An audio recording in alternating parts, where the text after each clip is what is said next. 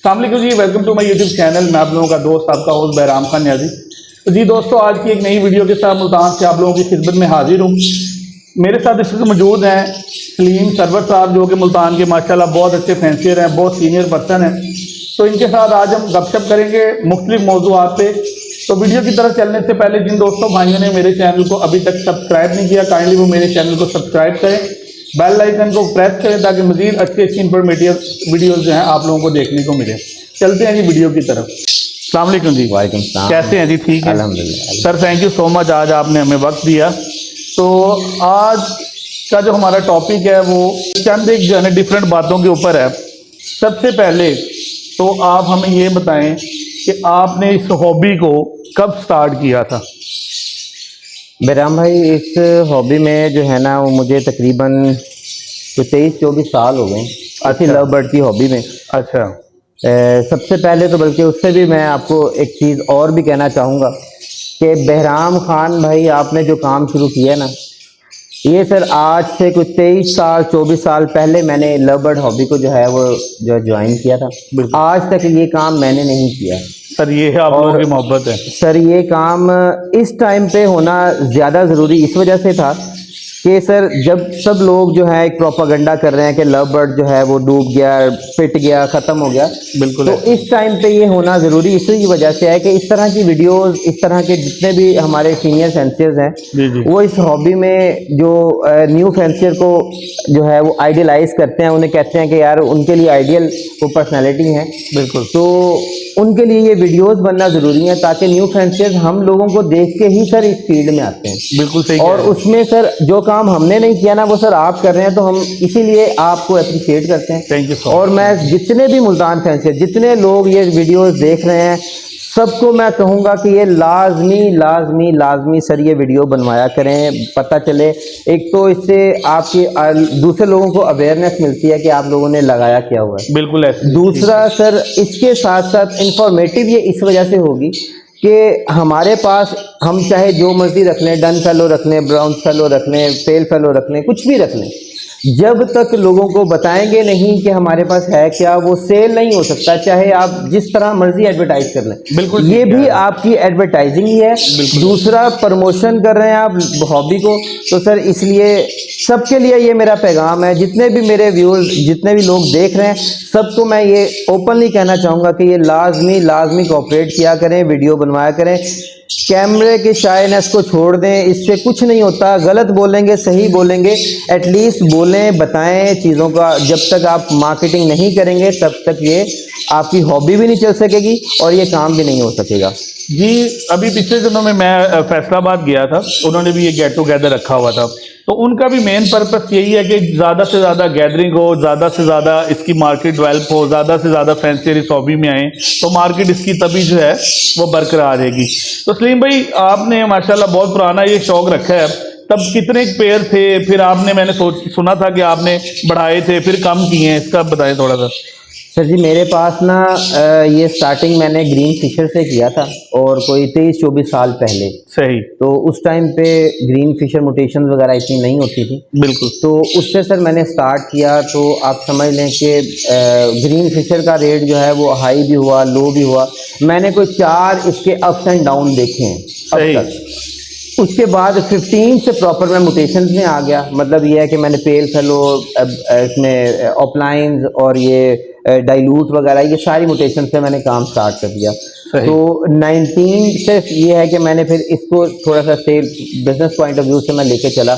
उसके बाद मैंने डन फेलो जो है वो परचेज किए, तो उस पर अब काम कर रहा हूँ। ब्राउन फेलो हैं, डन फेलो हैं, एक्वा हैं, येलो फेस हैं और बहुत सारी म्यूटेशन हैं। उसमें इस तरह था कि मैंने 120 पेयर्स मैंने जो है फिर बढ़ा लिए थे, काफ़ी ज़्यादा सेटअप बढ़ा लिया था। मगर मेरे ना कुछ अपने बिजी स्केड्यूल होने की वजह से मैंने इसको फिर थोड़ा सा क्लोज किया। सही। 70 पेयर्स पे ले आया, मगर वो ओवरऑल मेरे पास सबकी सब म्यूटेशंस है। इवन डेकिनो, क्रीमिनो, अल्बाइनो ये भी नहीं है। सही। सबसे लोएस्ट जो म्यूटेशन है वो ऑफलाइन है, मतलब इससे ऊपर ही है सारी माशाल्लाह। और ज़्यादा वर्किंग अब जो है इस साल के लिए वो पेल फेलो पे कर रहा हूँ। बाकी डन फेलो हैं, कुछ इसमें ऑफलाइन सिंपल हैं, डाइल्यूट हैं, कोई एक्वा है, येलो फेस है, एक्वा पेल फेलो है। इस तरह की कुछ म्यूटेशन हैं, वो मैं फिर आपके साथ शेयर करता हूँ। सलीम भाई, हमारे देखने वाले जो व्यूवर्स हैं इसमें न्यू फैंसियर भी हैं, उनको आप क्या पैगाम देना चाहते हैं? वो कौन से बर्ड लगाएं, कहाँ से स्टार्ट करें?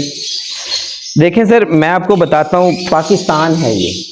पाकिस्तान में ना सबसे पहले लोग म्यूटेशन पे जो जंप करते हैं, क्योंकि इसमें ना पैसा बहुत ज़्यादा है। बिल्कुल है। मगर इसमें मैं कोशिश ये करनी चाहिए, जितने भी न्यू फैंसियर्स हैं उनको कमर्शियल बर्ड से स्टार्ट करना चाहिए। सही। कमर्शियल बर्ड से इसलिए, एक तो वो इजी टू ब्रीड होते हैं, बिल्कुल है। और दूसरा उसमें भी आपके पास कुछ बर्ड जो है, हमारे फैंसियर्स कहते हैं कि कमर्शियल बर्ड में red eye to red eye लगाएं, red eye to red eye, red eye to black eye लगाएं, या black eye to black eye लगाएं। मतलब हम कमर्शियल कंसीडर इसलिए करते हैं उसको कि वो इजीली सेल हो जाते हैं आपके। बिल्कुल है। क्रीमिनोज हो गए, अल्बाइनोज हो गए, डेकिनोज हो गए, या अल्बाइनो ब्लैक आई हो गई, ये सारी म्यूटेशन इजीली सेल हो जाती हैं। तो इसलिए हम इसे कमर्शियल पॉइंट ऑफ व्यू से लेके चलते हैं। मगर उसमें पेयरिंग का हिसाब होता है कि मतलब आप ब्लैक आई टू रेड आई लगाएंगे और उसके बाद ब्लैक आई टू ब्लैक आई लगाएंगे, ब्लड लाइन स्ट्रॉन्ग करेंगे, कुछ जनरेशन को, जेनेटिक्स को समझेंगे, फिर उसके बाद लेके चलेंगे। मगर एट द एंड आपको इन म्यूटेशंस पे ही आना पड़ेगा, जिसमें आपके पेल फेलोज भी हैं, बेल फेलो भी है, रेड आई कोई भी बर्ड है। मतलब पाकिस्तान में रेड आई का इतना ज्यादा क्रेज है, एक तो इसकी ब्रीड बहुत कम है, और ये रेड आई बर्ड खत्म, मार्केट स्टेबल है, स्टेबल रहेगी हमें। बिल्कुल ऐसी है ये, क्योंकि इसकी आपके पास, अब आप हर दफ़ा सोचते हैं कि यार मैंने 70 पेयर मैंने लगाया हुआ है, तो मेरा एक रफली एस्टिमेट होता है कि यार मैं ना कोई 500 बच्चा ले लूँ। मगर हर दफ़ा सर जी कुछ ना कुछ कमी रह जाती है, क्योंकि म्यूटेशन ऐसी हैं। रेड आई बर्ड शामिल है जिसमें यह है कि मोर्टेलिटी की वजह से वो कम ही रहती है, पूरा अपना टारगेट आप अचीव नहीं कर पाते। बिल्कुल ठीक कह रहे हैं सलीम भाई। मैं अक्सर ये बातें सुनता हूँ कि लव बर्ड जो है बस यही साल है, लव बर्ड अगले साल है वो ख़त्म हो जाएगा, डेड हो जाएगा। तो आपकी क्या राय है? देखिए बेराम भाई, ये जो इसमें ना हमेशा से मैं कहता हूँ, और मैं बड़े ओपनली ये बात कर रहा हूँ, शायद कुछ लोगों को इस पर एतराज़ भी हो, ये अब जो टाइम है ना, ये मैं तो 24 साल से इसी फील्ड में हूँ, और अल्लाह का शुक्र है मैंने तो इसमें 4 अप्स एंड डाउन मैंने पहले ही बता दिए। सही। अब जो है ना इस टाइम पे, ये हम पंजाबी में कहते हैं कि छानना लग रहा है। बिल्कुल है। अब जो है ना वो छानना लग रहा है, जो खाक है ना वो छन रही है, उसके बाद जो नीचे रह जाएगी ना वो प्योरिटी रह जाएगी। जो हॉबियर है ना, ट्रू हॉबियर है, लव बर्ड का पैशन के साथ, शौक के साथ जिसने रखा हुआ है, वो लव बर्ड नहीं छोड़ सकता कभी भी। और मैं खुद, मेरी अपनी एग्जांपल आपके सामने कि मैं 24 साल से, मुझे आप किसी भी, हालांकि जितनी महंगी म्यूटेशन लगाई हैं, मैं बहुत बड़े बिग पैरेट्स भी लगा सकता था और बहुत सारी म्यूटेशन है, मगर मुझे लव बर्ड खुद पर्सनली पसंद है, अच्छा लगता है, अट्रैक्ट करता है मुझे, इसलिए मैं लव बर्ड को कभी भी वाइंड अप नहीं कर सकता। मैं कुछ ना कुछ म्यूटेशंस पे काम करता ही रहूंगा। और आप ये जो कहते हैं ना कि यार ये लव बर्ड खत्म हो गया है, बस ये आखिरी साल है, ऐसा कुछ नहीं है। मैंने आपको बताया ना, जो एकदम से एक सैलाब आया था ना, एक सुनामी आ गया था कि यार इतना न्यू फैंसियर ऐड हुआ, फिजिबिलिटीज देख के कि यार लाख रुपया लगाया, 4 लाख रुपया अगले साल आपके पास है, ये है वो है, दिस एंड दैट। ये सिर्फ और सिर्फ वही लोग इन चीज़ों से भाग रहे हैं कि यार हमने लाख लगाया था, तो एक्चुअल पिक्चर ये थी कि 1 लाख लगा के यार 1 लाख भी वापस नहीं आया, जो मोर्टेलिटी होगी, मर गए, तो वो निकले नहीं। जो लोग मेरी नज़र में दाना भी काउंट करते हैं, मेडिसिन भी काउंट करते हैं, और जो सीजन लगाने आते हैं वो जरा घबरा गए हैं, बाकी जो ट्रू फैंसियर है वो उधर ही खड़े हैं। सर देखिए ना, इसमें आपको जो कैलकुलेटर पे काम करते हैं ना, 2 + 2 4, बिल्कुल ऐसे उन्होंने भागना ही था, क्योंकि ये इतना आसान नहीं है। इनके साथ लगाओ, आपका होगा, आप इनके साथ प्यार से चलेंगे, ये आपको उसी हिसाब से रिटर्न भी देंगे। अगर आप कहेंगे ना कि यार मैं लाख लाया तो मैं आवा इतने कभी ना, मैं कभी इनको हाथ नहीं लगाऊं, दाना पानी बंदे रख लिए, सॉफ्ट फूड कोई और डाल दिया, ये कर दिया वो कर दिया, तो अगर आप इनके साथ उनसियत नहीं रखेंगे तो ये आपको रिटर्न भी नहीं देंगे। ये एक फितरती अमल है। आपका प्यार इनके साथ होगा, प्यार से आप इन्हें रखेंगे तो सर आपको रिटर्न भी उसी हिसाब से अच्छा ही मिलेगा, चाहे कुछ भी लगाएं। बिल्कुल सही कह रहे हैं। कोई भी चीज़ है जी, वो मेहनत करने से उसका रिवॉर्ड आपको मिलता है। अगर आप ये सोचें कि ये मशीनें लगा लेंगे बस इन्होंने हमें कमा के देना, तो ऐसा बिल्कुल नहीं होता। इनकी बच्चों की तरह ही केयर करनी पड़ती है। बिल्कुल ऐसे ही। सलीम भाई, लोग जो हैं शो खेलने का शौक रखते हैं, माशाल्लाह जो सीनियर हैं, जो पुराने हैं, वो खेल भी रहे हैं। जो न्यू इस फील्ड में है और वो उन्हें जुनून है शो खेलने का, पहले तो ये बताएं शोज में कौन कौन से बर्ड जाते हैं, उसके बाद उनकी जो क्वालिटीज़ हैं, पॉइंट्स हैं, वो कैसे होने चाहिए। और मैं आप लोगों को एक बात बताता चलूँ कि इनसे बात करते हुए मैं आपको बर्ड की जो है वो इनसे पॉइंट भी पूछेंगे, आपको फिजिकली बर्ड शो भी करवाएंगे वीडियो में। देखिए सर, शो जब तक आप शो नहीं खेलते तब तक आपको पता नहीं चलता कि आपके बर्ड के अंदर जान कितनी है, आपकी स्ट्रेंथ कितनी है। बिल्कुल सही कह रहे हैं। हर बर्ड को आप शो पे नहीं लेके जा सकते, कुछ स्टैंडर्ड्स हैं, कुछ फीचर्स हैं जिनको आप देखते हुए आप बेंच पे जा सकते हैं, खेल सकते हैं शो को। उसमें मैं आपको कुछ चीज़ें बर्ड के साथ मैं बताता हूँ कि वो कौन कौन सी हैं, मगर उसमें सबसे पहले आप लोगों को मैं ये कहूँगा कि आप सब लोग ज़रूर शो में पार्टिसिपेट किया करें। सोसाइटीज़ बनी हुई हैं, एक से बढ़ के एक सोसाइटी है। मुल्तान में ऑलरेडी 2 सोसाइटीज़ काम कर रही हैं, LCM है, LSM है। कुछ लोगों को शायद LSM का नहीं इतना ज़्यादा पता है, मगर मैं आपको बता दूं LSM love bird society of Multan पिछले 2 से 2.5 साल से ये काम कर रही है। पौने 200 लोग जो हैं वो मैं सर उस पे जो है वो मेंबर्स हैं। उस LSM सोसाइटी का मैं चेयरमैन हूँ।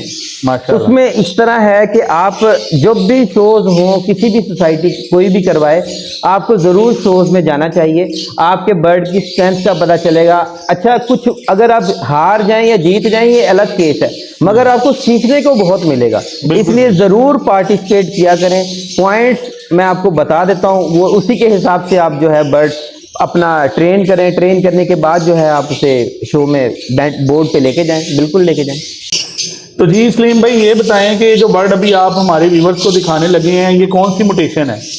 ये sir violet green opaline pale fellow का बर्ड है। अच्छा, violet green opaline pale fellow का। अब मैं सर आपको इसके फीचर्स बताता हूँ। बताएंगे। ये देखें सर, एक तो इसका कलर देखें, ये डार्कर साइड पे है एक, ठीक है। ये वॉयलेट ग्रीन कलर है। सही। इसके अगर आप फीचर्स को ओपन करेंगे तो इसमें आपको ये वॉयलेट शेड नजर आ रहा होगा। बिल्कुल ऐसे। ये sir violet colour, violet green में बर्ड है। अच्छा, एक सर पेल फेलो में मैं आपको चीज बता दूं कि आपका बर्ड का बॉडी कलर जो है वो डार्क होगा, कलर होगा, आईज इसकी रेड होंगी। सही, ठीक है सर। और फीट्स और नेल्स ये पिंक होंगे। सही। अब ये बर्ड डार्कर साइड पे है, इस वजह से उसकी फ्लाइट जो है वो भी लाइट ब्राउन कलर की है। मतलब यूमेलेनन एक हम कहते हैं। जी जी। यूमेलेनन इसका जो है वो लाइट होता है। अब इसको हम डार्क करने की कोशिश कर रहे हैं, जितना भी डार्क करते जाएंगे। सही। और ये ऑफलाइन बर्ड है इसलिए क्योंकि सर एक तो इसका हुड देखें, हुड जो है इसका प्रॉपर ऑरेंज कलर का है। बिल्कुल सही है। ठीक हो गया सर। जो फिशरी बर्ड होगा उसका हुड इतना ज्यादा ऑरेंज नहीं होता, हेड उसका थोड़ा सा कम ग्रीनिश शेड पे चला जाएगा, नीचे से उसका कलर जो है वो ऑरेंज रहेगा। फिर फिशरी में आपका बर्ड जो है उसकी रंप होती है, इसमें ऑफलाइन में रंप नहीं होगी। सही। दूसरा, फिर उसके बाद सर आपका बर्ड का जो टेल बार है, ये आपकी जो हुड का कलर होगा वही उसकी टेल का कलर होगा ऑफलाइन सीरीज, ऑफलाइन में। फिशरी में नहीं होगा। फिशरी में रंप के साथ साथ उसमें 3 कलर आ रहे होंगे, इसमें हमेशा 2 कलर आएंगे। एक उसका जो है वो ऑरेंज कलर जो उसकी हुड वाला है, और दूसरा जो उसका बॉर्डर होगा टेल का वो बॉडी कलर होगा। बिल्कुल ठीक, बिल्कुल। इसको सर आप violet green opaline pale fallow कह सकते हैं। ठीक हो गया। ठीक है। इसमें और कौन सा कलर है जी? इसमें सर मैं आपको कलर और शेयर करता हूँ। ये बर्ड एक देखें। अच्छा, ये bird sir violet offline pale fellow का बर्ड है। वॉयलेट ऑफलाइन पेल फेलो का सर ये बर्ड है। अब आप इसका हुड देखें, ये प्रॉपर वाइट कलर है, कलर जो है वो वॉयलेट है।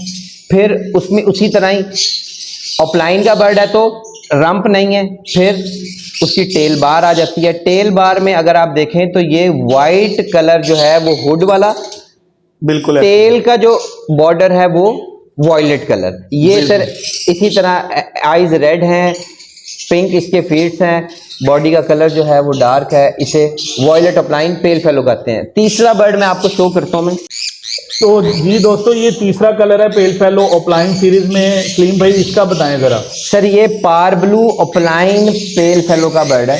पार ब्लू ऑफलाइन पेल फेलो। सबसे पहले ग्रीन सीरीज दिखाई, फिर ब्लू सीरीज दिखाई, अब ये टर्कवाइज सीरीज आ गई है। ये टर्कवाइज, इसे हम पार ब्लू को ही कहते हैं, टर्कवाइज ऑफलाइन पेल फेलो का बर्ड सर। ठीक है। इसी तरह इसमें कलर, हुड जो कलर है वो क्रीम कलर होगा। बॉडी कलर जो है वो अपने बॉडी के कलर के हिसाब से वॉयलेट कलर हो सकता है, कोई भी कलर हो सकता है। उसी की तरह रंप नहीं है। फिर उसके बाद टेल बार जो है वो हुड के कलर और टेल बार कलर जो बॉर्डर जो है वो बॉडी कलर इसी तरह का सर होगा। फेस जो है इसकी वो पिंक है। ये तीसरा सर पेल फेलो में आईज इसकी रेड है। ठीक हो। ये देखें सर, ये ग्रीन ऑफलाइन डन फेलो का बर्ड है। सही। Green offline done fellow. अभी इसका बॉडी कलर जो है वो आम पेल फेलो से डार्कर होगा। आईज का कलर डार्क रेड होगा। बाकी इसके फीचर जो हैं वो बॉडी का स्ट्रक्चर हो गया, उसके फीड्स हो गए, ये सारे जो है वो सेम पेल फेलो जैसे ही होते हैं, मगर एक तो बॉडी कलर और आईज वो डिफरेंट होती है पेल फेलो से। सही हो गया। इसी तरह सर ये वॉयलेट यूविंग ऑफलाइन डन फेलो का बर्ड है। वॉयलेट यूविंग ऑफलाइन डन फेलो का बर्ड है। इसमें वो ग्रीन सीरीज थी, ये ब्लू सीरीज है। माशाल्लाह जी। ये जी सलीम सरवर भाई के डन फेलो है जी। बहुत ही खूबसूरत बर्ड है और बहुत कम लोगों के पास है ये। जी सलीम भाई, इस बर्ड के बारे में बताएं, बर्ड के बारे में हमें। सर एक इसमें जो है एक्वा ऑफलाइन पेस्टल का बर्ड है, स्प्लिट पेल फेलो। सही। Aqua offline split pale fellow, और उसके साथ मैंने visual violet offline pale fellow का बर्ड लगाया हुआ है, ताकि ये है कि एक्वा ऑफलाइन पेल फेलो बनाने के लिए। ये भी सर उसी तरह ही है, एक्वा ऑफलाइन पास्टल का बर्ड है। ये मेरा ब्रीडर कॉक है। इसमें ये है कि ये इसको मैंने इस दफ़ा विजुअल ऑफलाइन पेल फेलो की हैन दी है जी। ठीक हो गया। इसके लास्ट ईयर मैंने जो है वो चिक्स सेल की हैं। अच्छा, इसमें सर ये मेरे पास pallid opaline violet green opaline pallid की हैन है और ब्लू ऑफलाइन स्प्लिट पैलेट का कॉक है। ये भी एक मोटेशन है पैलेट, तो ये पेल भी है और पैलेट भी है। जी पैलेट है। तो जी दोस्तों, आज हमने सलीम सरवर भाई के साथ बहुत अच्छी और बहुत ही मालूमाती बातें की हैं। उम्मीद करता हूँ आज की ये वीडियो आपको पसंद आएगी। लाइक कमेंट शेयर करके ज़रूर बताइएगा। एंड में आप कोई पैगाम देना चाहते हैं मुल्तान के फैंसियर्स को तो काइंडली ज़रा। एक तो सर मैं आपको एक और चीज़ बता दूं कि इस पे हमारी कुछ हिडन जो है वो वर्किंग्स भी हैं, जिसमें मैं रोज़ी कोलीज और वाइल्ड ग्रीन फिशर है, वो भी इंशाल्लाह मैं नेक्स्ट वीडियो में मैं वो आपके साथ शेयर करूंगा। वो मेरे 2-3 शेड और हैं, वो भी मैं आपके साथ शेयर करूंगा। और लास्ट में पैगाम मेरा सब भाइयों को यही है कि इस हॉबी से हम हैं और ये हॉबी हमसे है। तो आप लोगों से सबसे दरख्वास्त है कि आप इस हॉबी के लिए जो कुछ भी कर सकते हैं, जितना भी कर सकते हैं, वो कम ही होगा। इसको ख़त्म नहीं करें। बहुत अच्छी हॉबी है। बहुत सारे लोग ऐसे हैं जो जिन्होंने सब कुछ बेच के इस बिज़नेस को स्टार्ट किया है। अगर आप डिमोटिवेट करेंगे तो एट द एंड होगा क्या कि ये ख़त्म हो जाएगी और जितने लोग आए हैं वो हमें सिर्फ बददुआओं के अलावा कुछ नहीं देंगे।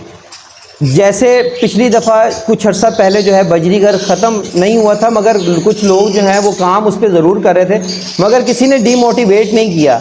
एक्जॉटिक पैरट्स भी इसी तरह ही है। सब बर्ड्स की अपनी अपनी एक लाइकिंग डिसलाइकिंग होती है। जो बंदा जो चीज़ पसंद करता है वो ज़रूर ब्रीड करवाए, अपने शौक़ के लिए ब्रीड करवाए, ना कि इसको बिज़नेस के लिए। बिज़नेस ही अल्टीमेटली है, मगर शौक़ के बाद, शौक़ से पहले नहीं। तो जी दोस्तों, अपनी दुआओं में याद रखिएगा, अपना ख्याल रखिएगा। अल्लाह हाफ़िज़।